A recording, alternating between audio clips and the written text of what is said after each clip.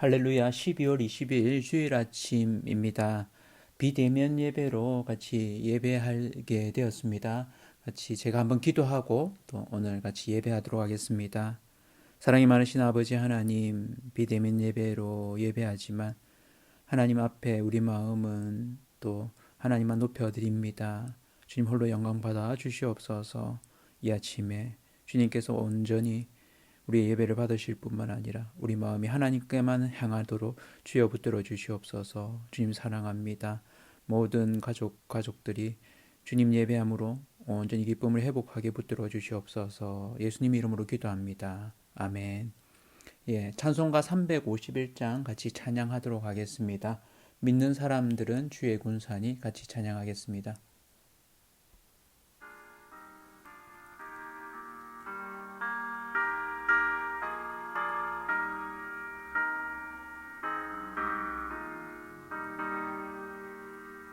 믿는 사람들은 주의 군산이 앞서가신 주를 따라갑시다. 우리 대장 예수 길을 들고서 작정하는 곳에 가신 것 보라. 믿는 사람들은 주의 군산이 앞서가신 주를 따라갑시다. 원수 마귀 모두 쫓겨가기는 예수 이름 듣고 겁이 남이라. 우리 찬송 듣고 지옥 돌리니 형제들아 주를 찬송합시다. 믿는 사람들은 주의 군산이 앞서가신 주를 따라갑시다.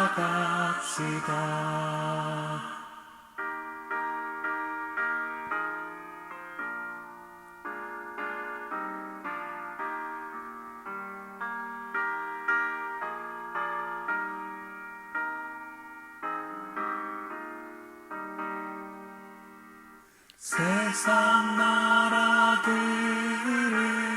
멸망당하나 예수 교회 영영 왕성하리라. 마귀 권세감이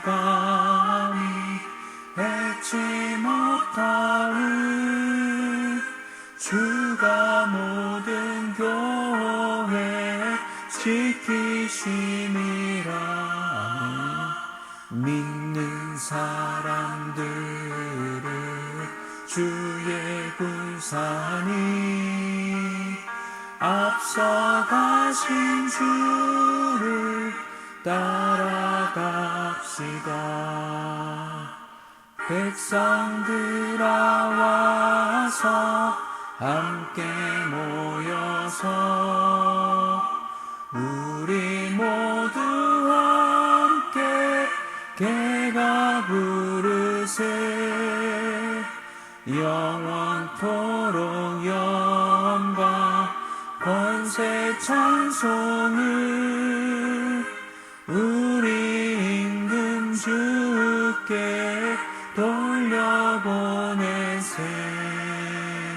믿는 사람들은 주의 군산이 앞서가신 주를 따라갑시다.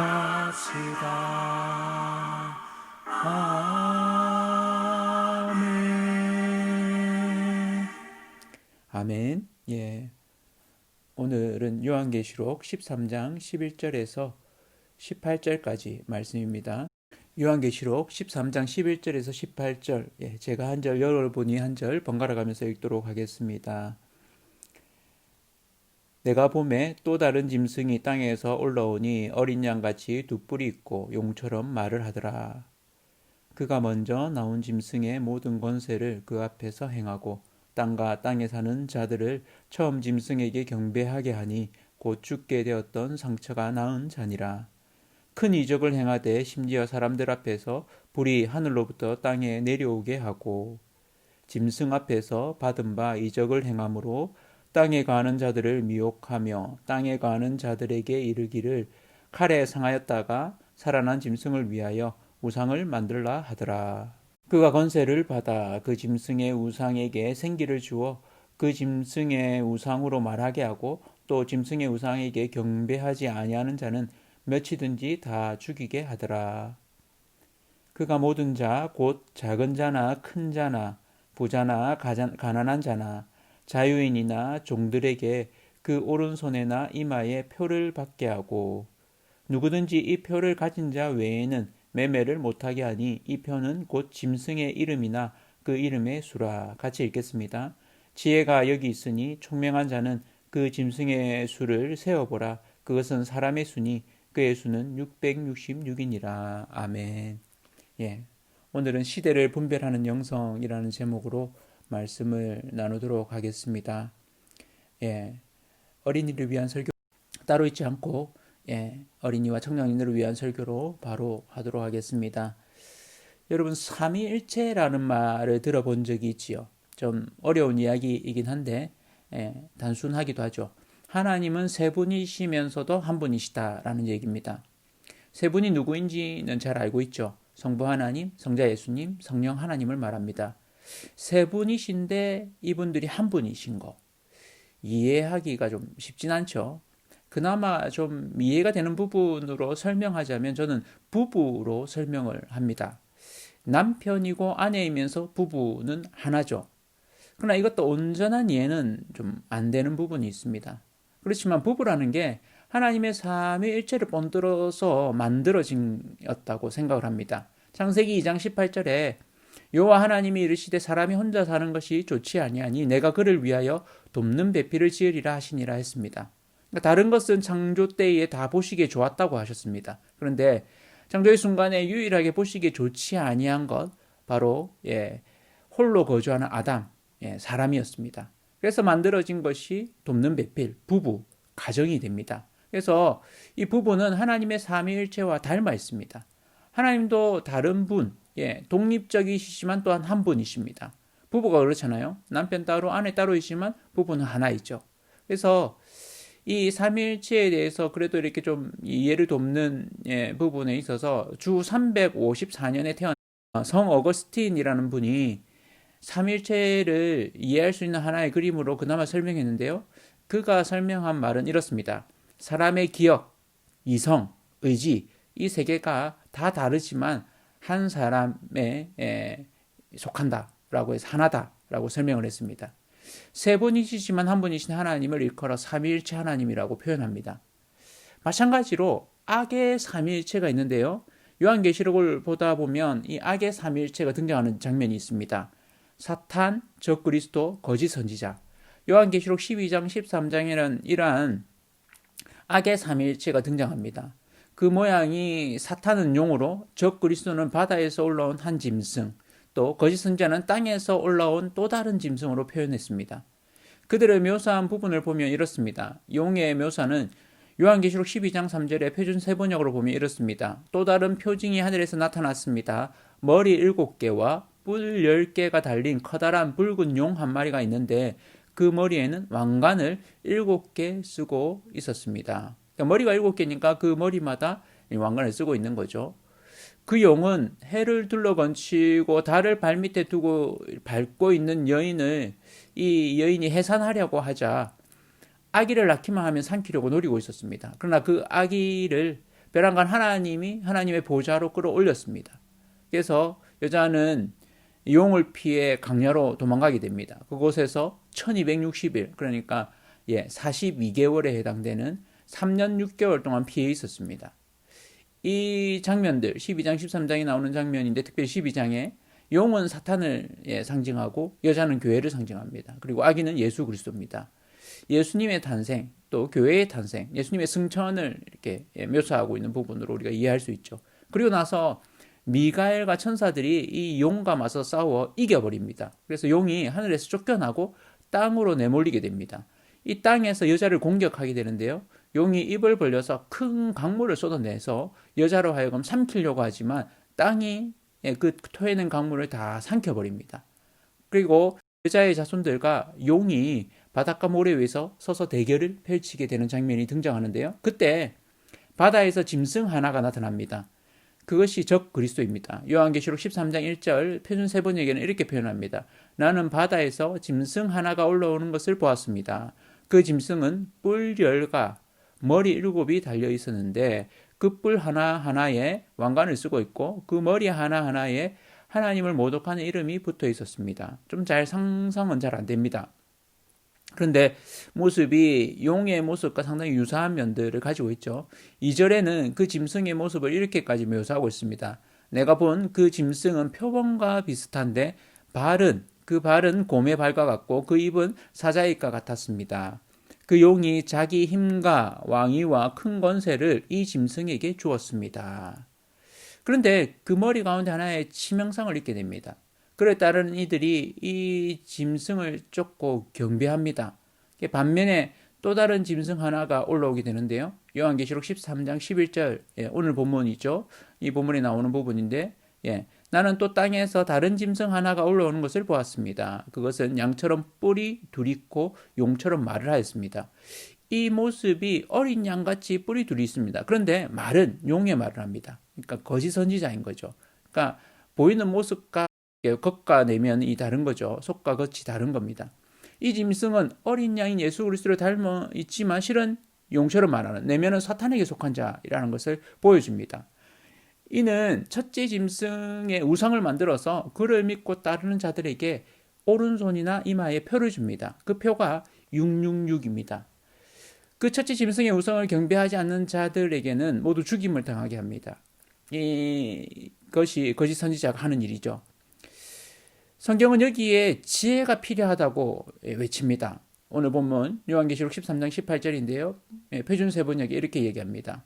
같이 한번 읽어보실까요? 여기에 지혜가 필요합니다. 지각이 있는 사람은 그 짐승을 상징하는 숫자를 세어보십시오. 그 수는 어떤 사람을 가리키는데 그 수는 666입니다. 6이라는 숫자가 성경에는 7이라는 숫자가 완전수인데 이거 하나 미치지 못한 숫자입니다. 그래서 6이라는 숫자를 인간의 수, 부족한 수, 불완전한 수, 미완료의 수로 상징합니다. 이 숫자의 조합, 합인 666은 하나님의 백성과 교회를 핍박하고 무너뜨리는 상징적인 존재를 상징합니다. 그래서 이 짐승이 666이라는 숫자를 가지고 있다고 이렇게 말하고 있죠. 요한계시록 12장 13장을 보고 있으면 이 말씀은 태초부터 있어왔던 하나님과 사탄의 대결을 집약적으로 보여줍니다. 그리고 이 전쟁은 지금도 현재 진행형이고 또 미래에도 일어날 것이라고 계속해서 이야기합니다. 여자로 상징된 교회는 여전히 어려움을 겪고 있습니다. 그 마지막 때에 거짓 선지자가 나타나서 여자의 후손인 믿음의 백성, 교회를 핍박하게 됩니다. 그러나 그것이 끝이 아닙니다. 이러한 고난의 시간 가운데서도 지혜가 있다고 말합니다. 그것은 그 수를 유심히 보라는 것이죠. 18절에 지혜가 있으니 총명한 자는 그 짐승의 수를 세어보라. 그것은 사람의 수니 그의 수는 666이니라 라고 했습니다. 오늘 말씀에서 저는 좀 집중적으로 보고자 하는 말씀이 이 부분입니다. 교회에게 이 지혜를 가져라는 말입니다. 이 지혜는 사실 분별력입니다. 말씀을 통해서 하나님은 마지막 때에 교회로 하여금 시대를 어떻게 분별할지를 보라고 말씀하시는 것입니다. 대결의 양상 가운데 여자의 후손인 교회는 하나님의 백성은 끝까지 그 믿음을 붙들고 싸울 때 승리할 것을 말씀하고 계십니다. 요한계시록 13장 10절에 같이 한번 읽어보실까요? 사로잡힐 자는 사로잡혀갈 것이요 칼에 죽을 자는 마땅히 칼에 죽을 것이니 성도들의 인내와 믿음이 여기 있느니라. 아멘. 그렇습니다. 고난당하는 그것이 성도에게 인내와 믿음이 필요하다라고 얘기합니다. 요한계시록 14장 12절에는 동일한 말씀이 이렇게 표현되고 있습니다. 성도들의 인내가 여기 있나니 그들은 하나님의 계명과 예수에 대한 믿음을 지키는 자니라. 끝까지 믿음을 지키고 인내하는 자, 결국에는 승리할 것입니다. 그 결과에 대해서 이미 요한계시록 12장 12절에 기록되어 있습니다. 그러므로 하늘과 그 가운데에 거하는 자들은 즐거워하라. 그러나 땅과 바다는 화해 있을진저 이는 마귀가 자기의 때가 얼마 남지 않은 줄을 알므로 크게 분내어 너희에게 내려갔음이라. 그렇습니다. 마귀의 때는 얼마 남지 않았다고 표현되고 있습니다. 이러한 마귀의 마지막 공격이 있는 것이죠. 마지막 때를 살아가는 사랑하는 성도 여러분, 이 마지막 때를 어떻게 살아야 할까요? 코로나19로 인해서 마치 마지막 때를 살아가고 있는 것 같이 여겨지는 시기이기도 합니다. 마지막 때 가운데 살면서 우리에게 필요한 분별력은 무엇일까요? 시대를 분별하는 영성은 어떤 것일까요? 오늘 말씀을 통해 시대를 분별하는 영성은 무엇인지 보고자 합니다. 결론부터 말씀드리자면 시대를 분별하는 영성은 다른 것이 아닙니다. 그것은 하나님 편에 서는 것입니다. 마지막 때에 거짓 선지자가 나타나서 하는 일은 다름 아닌 우상 숭배하도록 부추기는 것입니다. 적 그리스도를 숭배하도록 하는 것이죠. 적 그리스도인 그 처음 짐승의 우상을 만들어서 그를 섬기도록 하는 것입니다. 요한계시록 13장 14절이죠. 짐승 앞에서 받은 바 이적을 행함으로 땅에 거하는 자들을 미혹하며 땅에 거하는 자들이 이르기를 칼에 상하였다가 살아난 짐승을 위하여 우상을 만들라 하더라. 그리고 그 우상에게 생기를 주어서 경배하지 않는 자들을 다 죽여버립니다.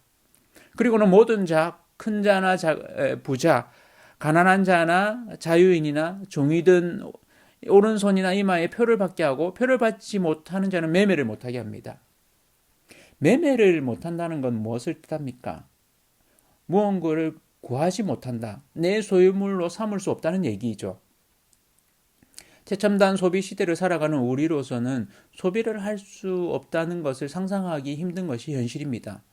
그런데 표를 받지 않은 자, 첫째 짐승 곧 적 그리스도의 우상을 숭배하지 않는 자에게는 매매를 할 수 없는 어려움을 준다고 이야기합니다. 생존의 어려움인 셈이죠. 여러분이 매매를 할 수 없게 된다면 어떨까요? 신분증을 보고는 당신은 물건을 살 수 없습니다. 편의점 직원이 그렇게 얘기한다면. 인터넷 쇼핑몰에 주문을 했는데 에러 메시지가 뜨면서 당신에게는 팔지 않습니다. 그런 메시지가 뜬다면 당신은 매매를 할 수 없습니다. 라고 그런 메시지가 뜬다면 어떻겠습니까? 암담한 현실이죠.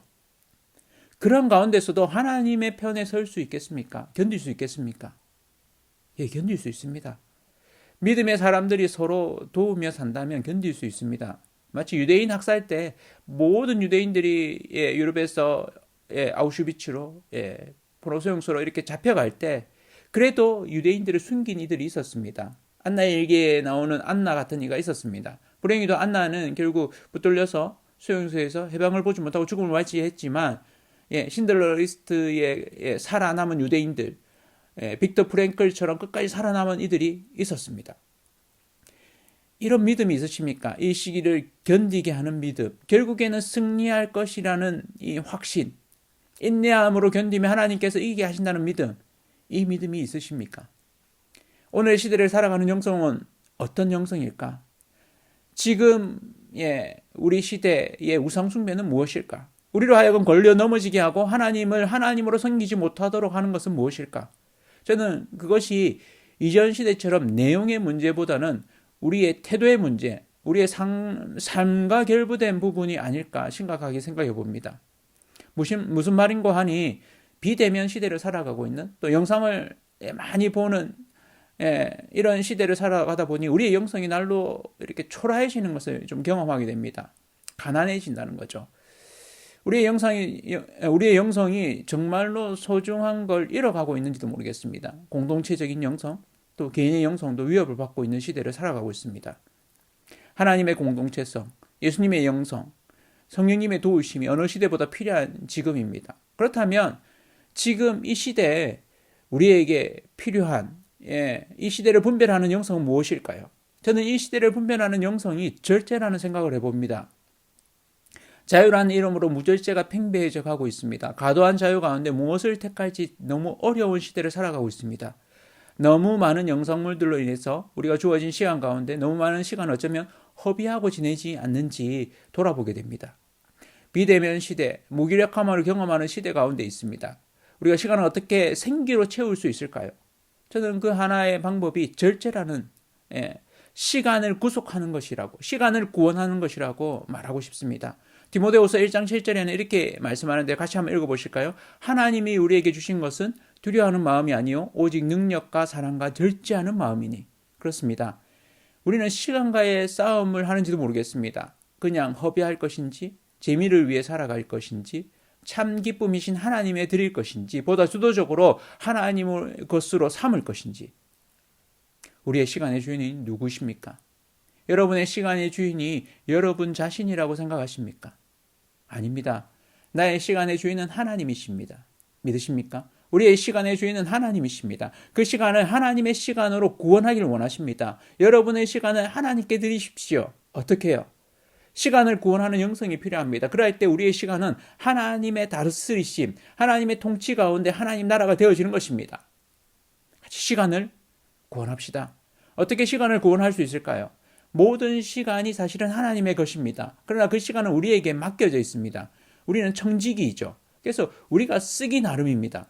시간을 부여받은, 선물로 받은 우리는 그것을 잘 사용해야 되는 임무가 주어져 있습니다. 그렇다면 어떻게 사용해야 시간을 잘 사용할 수 있을까요? 그래서 시간을 구원할 수 있을까요? 하나님의 시간으로 사용할 수 있는 방법은 무엇일까요? 돈처럼 은행에 저금해둘 수 있는 것도 아니지 않습니까? 시간을 잘 쓰는 법, 그것은 중요한 것을 먼저 하는 것입니다. 시간에 11조를 드리는 것입니다. 우리의 시간을 새롭게 하는 것, 그것은 하나님의 시간으로 우리가 그 시간을 쓰는 것입니다. 긴급하지 않지만 정말 중요한 일을 위해서 시간을 따로 떼어두는 것이죠. 하나님께 드리는 것입니다.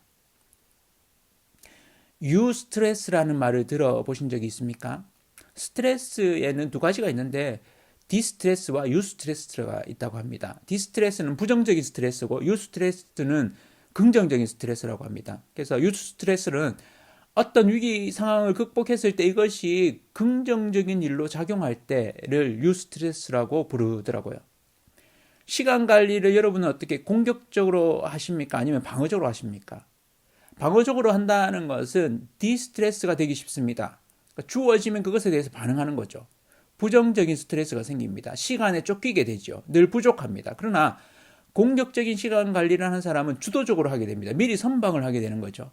이를 위해서 시간을 관리하고 설계하게 되는 거죠. 자신의 시간을 한번 이렇게 쭉 한번 적어보는 겁니다.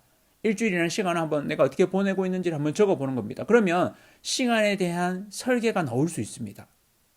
최근에 읽은 책 중에 하태호의 442 시간 법칙이라는 책을 읽었는데 인상적이었습니다. 이 사회적으로 성공한 CEO인 마이크로소프트를 설립한 빌 게이츠, 또 화성의 지구를 건설할 꿈을 가지고 있는 테슬라의 CEO인 앨런 머스크를 이렇게 말하면서 시간을 어떻게 주도적으로 사용할 수 있는지를 다루고 있는 책입니다. 금세 읽어집니다. 자기 개발서이기 때문에 기회가 되면 한번 꼭 읽어보시기를 권해드립니다. 유익합니다. 여기에서 제안하는 442 시간 법칙은 이런 겁니다. 누구나 사람은 24시간이 주어져 있죠. 어떤 사람은 그 시간을 잘 사용해서 24시간인데도 불구하고 마치 25시간이 있는 것처럼 씁니다. 그러나 어떤 사람은 24시간인데도 20시간도 채 안 되는 시간처럼 쓰기도 합니다. 그 시간을 허비한다는 거죠. 그렇다면 이 시간을 어떻게 잘 사용할 수 있는지의 자기 관리법을 제시하는데 예전에는 이렇게 356 법칙이라고 해서 세 가지 카테고리로 나눕니다. 잠 8시간, 업무 8시간, 개인 용무 8시간. 그래서 그 잠으로 일주일간 쓰면 56시간이 됩니다. 8시간씩 7번, 87, 56. 그래서 세 가지 카테고리로 56시간, 356시간 법칙이라고 했는데요. 이걸 네 가지로 분류하면서 442, 그러니까 일주일 동안 42시간을 쓰는 겁니다. 이 네 가지 분류는 뭐냐면 잠으로 6시간, 업무에 6시간, 개인 용무에 6시간, 자기 개발에 6시간. 여기서 이제 중요하게 더 첨가가 된 것은 자기 개발에 6시간이라는 시간입니다. 그래서 자기 개발을 위한 시간이 일주일에 42시간이 들어가는 거죠. 그러면서 시간을 보다 주도적으로 적극적으로 또 투자하도록 바꾸는 패턴입니다. 이 책에서 제가 말하고 싶은 것은 이 책을 보면서 시간을 구원하는 좋은 방법이 될 수 있겠다라는 생각을 했습니다. 하나님을 위한 시간, 매일매일 따로 떼어두는 것입니다. 하나님과의 사귐의 시간을 위해서 이른 아침 여러분 30분을 따로 떼어두십시오. 그러면 좀 일찍 자야겠죠. 그 시간에 하나님과의 시간을 갖는 것입니다. 시간 사용에서 무엇을 먼저 할지를 정하는 겁니다. 나의 시간이 하나님의 시간임을 기억하는 것입니다. 그리고 절제하십시오. 절제하는 최고의 방법은 가장 좋은 것으로 채우는 것입니다. 여러분의 시간에 제일 중요한 것, 그것은 그 시간에 가장 적합한 것을 하는 것이죠. 에베소서 5장 16절에는 이렇게 말씀합니다. 같이 한번 읽어보실까요? 세월을 아끼라 때가 악하니라. NIV 영어 버전에서는 이 세월을 아끼라는 말을 making the most of every opportunity, 모든 기회를 최고로 만들어라 라고 이렇게 말하고 있습니다. 시간을 구원하는 방법, 그것은 매번의 기회가 주어질 때마다 그 기회를 최고의 것으로 만들어라는 것입니다. 여러분 어떻습니까? 여러분에게 주어진 시간, 많은 영상으로 또 SNS로 허비하고 있지는 않습니까? 짬이 없다고 바쁘다고 말하면서 사실은 그 짬이 나는 시간에 우리는 뭔가 영상을 또 다른 SNS를 보고 있지는 않습니까? 이 시대를 분별하는 영성이 여기에 있다는 생각을 해봅니다. 우리의 시간을 구원하는 것, 그래서 절제하는 것, 정말 더 중요한 일을 위해 하나님께 드리는 것, 그래서 우리의 삶이 하나님의 통치 가운데 있음을 확신하고 그렇게 살아가는 것. 이러한 태도의 변화, 삶의 변화가 필요한 시대를 맞이했습니다. 시간의 주인이 하나님이심을 드러내는 것은 여기에서 시작되어야 됩니다. 하나님이 내 시간의 주인이십니다라고 고백하고 우리의 시간을 하나님을 위해 잘 다스려가는 것, 잘 관리해가는 것, 하나님을 위해 드리는 것. 그럴 때 우리의 시간을 보다 효과적으로 사용하게 됩니다. 그래서 기계적인 시간인 크로노스의 시간이 아니라 영적인 시간, 주관적인 시간인 카이로스의 시간, 하나님 나라의 시간으로 바뀌게 되는 것이죠. 어쩌면 이 시대는 우리의 시간을 앗아가는지 모르겠습니다. 하나님의 하나님 되심을 빼앗아갑니다. 무기력함을 느끼게 하는 시대입니다. 그래서 끊임없이 또 다른 재미를 쫓아 살아가도록 만듭니다. 그러나 정말 재미있습니까? 진정으로 우리에게 유익합니까? 우리의 시간을 하나님의 시간으로 삼기를 원합니다. 하나님이 나의 시간도 다스리심을 기억합시다. 그리고 이 시대를 분별하는 영성은 다름 아닌 우리의 시간을 하나님께 온전히 드리는 것입니다. 시간의 정직이라서 이 시간을 구원하는 것입니다. 그것을 기억합시다. 물론 자신의 상황에서 도저히 자기 뜻대로 안 되는 상황들이 있을 것입니다. 애기 엄마들 애기한테 이렇게 시간을 쓰다 보면 또 체력적으로 고갈되는, 아이들을 한참 키우는 이들 역시 이렇게 애들을 돌아보다 보면 하루가 다 가는, 많은 업무로 분주한 이들, 나름의 자신의 삶의 저항들이 있을 것입니다. 그럼에도 불구하고 저는 이렇게 도전하고 싶습니다. 하나님이 우리 시간의 주인이십니다라고. 우리의 시간을 좀 먹고 있고 우리로 하여금 우리의 시간을 우리도 모르는 사이에 허비하도록 만드는 사탄의 계략이 있다는 것을, 그것 가운데 하나님이 이 시간의 진정한 주인이십니다라고 우리의 무기력을 떨쳐내고 그 속에 진정한 성령의 역사하심과 생기가 드러나도록 하는 그런 시간의 관리법, 하나님의 다스리심과는 상관없이 지내도록 하는 것이 아니라 내가 할 수 있는 부분에서 우리의 시간을 하나님께 드리는 것입니다. 틈을 내고 하나님께 드릴 수 있는 시간을 드리는 것, 함부로 여긴 시간, 실은 하나님의 시간이라는 것을 기억하고 하나님 앞에 회개하는 것이죠. 레인메이커라는 말이 있습니다. 미국의 인디언들이 주로 쓰던 말인데요. 비가 오게 하는 주술사를 이루는 말입니다. 기업에서나 조직에서는 회사에 큰 이익을 가져다 주는 사람을 레인메이커라고 표현합니다. 진정한 레인메이커는 하나님이십니다. 하나님이 그 모든 일들을 하게 하시는 거죠. 우리는 그러한 하나님께 받은 시간이라는 선물을 하나님께 드려야 됩니다. 그럴 때 우리를 하나님의 진정한 레인메이커로 하나님이 사용하실 것입니다. 이 시대는 분별력이 필요한 시대입니다. 참지혜는 하나님께 있습니다. 참지혜이신 그 하나님을 위해 시간을 먼저 드리고 우리의 시간 또한 하나님의 것임을 기억하고 시간을 구원하는 자들이 되시길 축원합니다. 하나님을 위한 사람으로 살아갑시다. 우상 숭배를 끊는 법, 하나님 편에 서는 법, 그것은 우리의 시간을 하나님의 시간으로 만들어가는 것입니다. 이 시대를 어쩌면 비대면 시대, 코로나19로 인해서 끊임없이 무기력함을 느끼고 또 우리의 시간을 그냥 허비하기 쉬운 시대를 살아가고 있습니다. 그러나 이 시대를 보다 적극적으로 살아내는 방법, 그것은 우리의 시간은 하나님의 시간으로 살아내는 것에 있다는 것을 기억하시고 이 시대에 분별하는 영성, 절제 가운데 우리의 시간을 구원해가는 그러한 저와 온 성도님들, 믿음으로 승리하는 저와 성도님들 되시기를 축원합니다. 함께 하나님 앞에 좀 기도하겠습니다. 하나님, 나의 시간이 하나님의 것임을 고백합니다. 나의 무기력함을 벗게 하시고 나의 삶을 하나님께 드립니다. 하나님, 나의 시간을 구원하여 주시옵소서. 하나님을 위한 시간을 먼저 떼어두겠습니다. 나의 모든 시간을 하나님을 예배하는 삶으로 살아갈 수 있도록 하나님 통치, 하나님 다스리신 가운데 있는 시간임을 내가 기억하고 그렇게 누릴 수 있도록 하나님 나라로 나의 시간을 만들어 주시옵소서. 함께 기도하겠습니다.